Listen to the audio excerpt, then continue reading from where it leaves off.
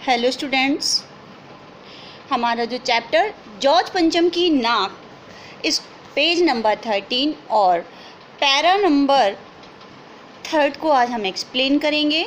George पंचम की नाक आपको पता है कि एक हमारे परतंत्र मानसिकता और शासन के ऊपर और मीडिया के ऊपर एक करारा प्रहार, एक करारा व्यंग है। तो इसी को हम आगे बढ़ते हैं। हमारा थोड़ा सा ओवरव्यू कर लेते हैं। क्योंकि पत्थर ढूंढा जा रहा था मूर्तिकार के द्वारा, तो ये सब चीज़ें मूर्तिकार पत्थर ढूंढ रहा था सारे भारत में जॉर्ज पंचम की मूर्ति पर लगाने के लिए। तो ये सब चीज़ें हो रही थी। अब इसके आगे हम देखते हैं कि क्या होगा। सभापति ने तैश में आकर कहा, लानत है आपकी अक्ल पर, विदेशों की सारी चीज़ें हम अपना चुके हैं, दिल दिमाग तौर तरीके और रहन सहन। जब हिंदुस्तान में वाल डांस तक मिल जाता है तो पत्थर क्यों नहीं मिल सकता? Question mark. देखिए, ये एक इस बात को एक्सप्लेन करता है कि हमारा भारत या हम भारतीय, भारत तो नहीं कहेंगे इस टाइम पे, हम भारतीयों की जो परतंत्र मानसिकता है, परतंत्र मानसिकता की वजह से हम क्या करते हैं, हम पाश्चात्य यदि सभ्यता अपना लेते हैं तो अपने आप को हम मॉडर्न समझ लेते हैं और हम मान लेते हैं कि हमारा मॉडर्नाइजेशन हो गया है। लेकिन ये कदापि सही नहीं है। ये हमारे मतलब एक वैचारिक जो हम कहते हैं, हम सही नहीं सोच पा रहे हैं कि रियल में हमारा इम्प्रूवमेंट या मॉडर्नाइजेशन हम कहते किसे हैं। लेकिन आज हम इस चैप्टर के माध्यम से इस बात को स्पष्ट तरीके से समझना चाहिए कि मॉडर्नाइजेशन पाश्चात्य सभ्यता को सिर्फ अपनाने से नहीं होता।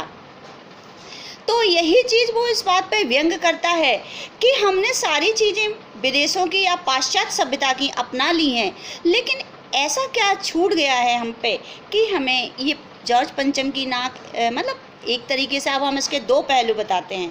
प्रकृति मॉडर्नाइजेशन पर नहीं आई है, हमने अपने वैचारिक शक्ति से अपना मॉडर्नाइजेशन किया है, पर हमारी धरती का मॉडर्नाइजेशन नहीं हुआ है। इसलिए और दूसरी, अगर हम इसे दूसरे पॉइंट ऑफ व्यू से सोचते हैं तो जो हमारे शहीदों की जो कुर्बानियाँ हैं वो इतनी छोटी नहीं है, इतनी कमतर नहीं आंक सकता कोई कि जॉर्ज पंचम की लाट पर लगाने के लिए हमारे शहीदों की जो कुर्बानियां हैं या जो उनकी इज्जत हमारे देश में है वो उनके बराबर की हो जाए। समझते हो? इसका रीज़न क्या है? अंग्रेज़ों ने हमारे ऊपर शासन किया है, ये उस बात का दुख है हमारे दिल में।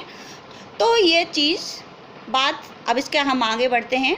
मूर्तिकार चुप खड़ा था, साहस उसकी आंखों में चमक आ गई। उसने कहा, एक बात मैं कहना चाहूँगा, लेकिन इस शर्त पर कि यह बात अखबार वालों तक ना पहुँचे। सभापति की आंखों में चमक आ गई। चपरासी को हुक्म हुआ और कमरे के सब दरवाजे बंद कर दिए गए। तब मूर्तिकार ने कहा, देश में अपने नेताओं की मूर्ति भी है, अगर इजाज़त हो और आप लोग ठीक समझें तो मेरा मतलब है तो उनकी नाक इस लाट पर ठीक बैठे उसे उतार लाया जाए। देखिए, बंद कमरे में देश के जो हमारे, हम भारतीय जिसे हम कह रहे हैं, हमारे ही लोग, हमारे ही देश के लोग ऐसा बैठकर एक परतंत्र मानसिकता का शिकार व्यक्ति अपने ही पैर पर कुल्हाड़ी पटक रहा है। आज हम नहीं आंक पा रहे हैं कि इन शहीदों की इज्जत का या जो आज स्वतंत्र हम हुए हैं इसका सही मतलब क्या है। इसका सही मतलब क्यों नहीं समझ पाए, इस बात को हम थोड़ा समझाना चाहेंगे। क्योंकि हम सारे, हम कह सकते हैं हम स्वतंत्र हुए थे, पर जो मानसिक परतंत्रता थी वो हमारे पास से नहीं गई थी।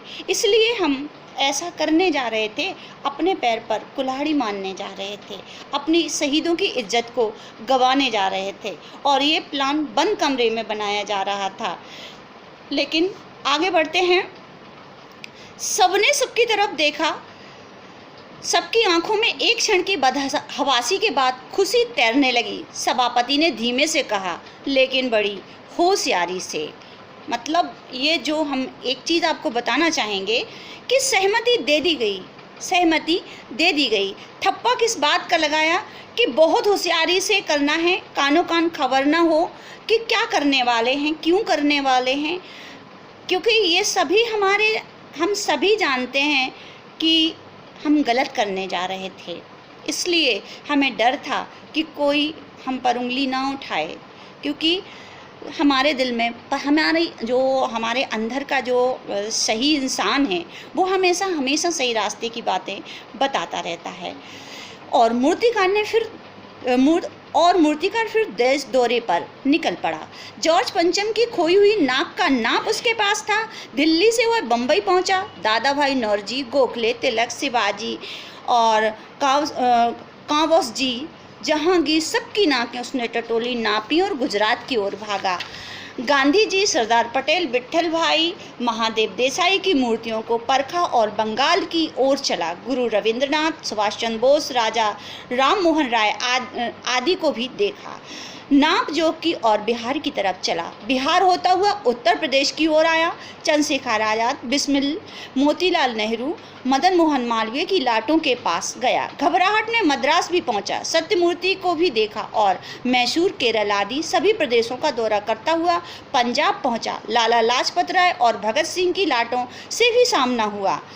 देखिए, अब हम एक बात को अंदाज करते हैं, इस बात को हम परखते हैं कि देश का कोई कोना नहीं छूटा। एक बात और परखते हैं कि देश के कोई भी कोने ने ऐसा, धरती मान ने ऐसा नहीं किया कि कोई भी सपूत ना दिया हो हमारे देश हित के लिए। हर तरफ से हमारी धरती माँ ने सपूतों की, जो देश हित में भी काम कर रहे थे, उनकी भीड़ लगी हुई थी। लेकिन दुर्भाग्यवश हमारी जो परतंत्र मानसिकता है, उसके शिकार हुए हमारे ये लोग, जिन्हें हम आज हमारे देश का गर्व कहते हैं। तो पूरे देश में भ्रमण हुआ उन लोगों का और नाक तलाशी गई। ठीक है, तो ये चीज़ हम, मतलब एक परतंत्र मानसिकता का एक बहुत दुखद उदाहरण है हमारी, कि हमने क्या किया था। ठीक, तो नेक्स्ट हमारा जो वीडियो आएगा वो हमारे नेक्स्ट चैप्टर से होगा। ओके बेटा, गॉड ब्लेस यू डियर।